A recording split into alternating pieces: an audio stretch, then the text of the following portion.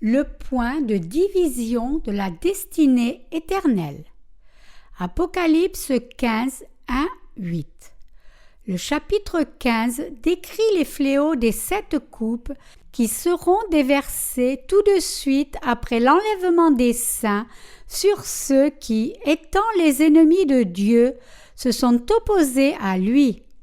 Le nombre 7, qui apparaît communément dans l'Apocalypse, tels les 7 sceaux, les 7 trompettes et les 7 coupes, signifie la perfection de Dieu et sa toute-puissance. Jésus-Christ est le Dieu omniscient et omnipotent. Le fait que Jésus soit le Dieu omniscient et omnipotent pour nous signifie que notre Seigneur est Dieu tout-puissant pour qui rien n'est impossible. Notre Seigneur est Dieu lui-même. Il a planifié toutes choses et a le pouvoir pour les accomplir toutes.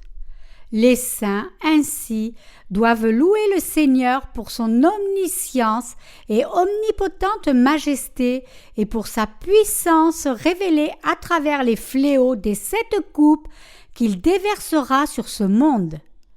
Nous rendons grâce à notre Seigneur du fait qu'un tel jugement soit rendu possible par son omniscience et son omnipotence.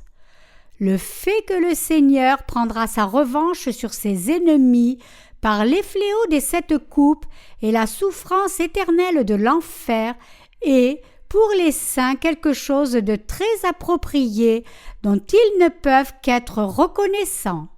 Les saints ne peuvent que louer le Seigneur pour cela. Alléluia! Les fléaux des 7 coupes arriveront après que les saints aient été enlevés, lorsque sera légèrement dépassé les premiers 3 ans et demi de la période de 7 ans de la grande tribulation. À cause de ces fléaux des 7 coupes, les cœurs des ennemis de Dieu seront abattus et ils réaliseront que notre Seigneur est Dieu tout-puissant, ils le craindront. Le signe dans le ciel grand et admirable, cité au verset 1, se réfère aux derniers fléaux qui seront déversés sur ce monde, c'est-à-dire aux fléaux des 7 coupes. L'expression « grand et admirable » nous dit d'un autre côté 3 choses. Premièrement, à travers la parole de prophétie, les saints connaissent déjà tout sur les fléaux qui viendront en ce monde. Deuxièmement, les saints seront exemptés des fléaux des 7 coupes. Et troisièmement, la puissance de ces fléaux des 7 coupes que le Seigneur enverra seront internationaux et fatalement destructeurs. D'un autre côté, les saints rachetés et enlevés chanteront le cantique de Moïse, le serviteur de Dieu, et le cantique de l'agneau dans les airs. La toile de fond de ce cantique, comme on peut le voir en Exode 15, 1, 8, est le cantique des Israélites qui louaient le Seigneur pour sa puissance et son autorité après avoir traversé la mer Rouge sous la conduite de Moïse. Ils ne pouvaient que louer le Seigneur de les avoir sauvés par sa puissance et son autorité de leur situation désespérée, étant poursuivis par l'armée égyptienne. De façon semblable, les saints du Nouveau Testament ne peuvent que louer le Seigneur pour leur salut éternel qui vient de la rémission du péché accompli par le baptême de Jésus par Jean et son sang sur la croix. Lorsque la fin des temps arrivera, le peuple de Dieu louera encore une fois le Seigneur, lui rendant grâce pour leur martyre, leur résurrection, leur enlèvement et pour la vie éternelle, toutes ces choses ayant été rendues possibles à travers Jésus-Christ, qui les délivra de leurs ennemis et de tous leurs péchés. De plus, l'importante distinction de ce cantique, c'est qu'il loue l'omnipotence, la majesté et la justice du Seigneur. Les martyrs ne peuvent que louer le Seigneur pour sa puissance, pour la grâce de leur salut du péché et pour la bénédiction de la vie éternelle. Le temple du tabernacle du témoignage, au verset 5, se réfère au tabernacle que Dieu permit de construire aux Israélites lorsqu'ils quittèrent l'Égypte pour leur donner la bénédiction de pouvoir accompagner le Seigneur. Le lin, au verset 6, se réfère à la justice de Dieu. Cela nous dit que les anges sont revêtus de la justice de Dieu et reçoivent de lui l'autorité pour rendre le genre de jugement qu'aucun ennemi ne pourra jamais abattre.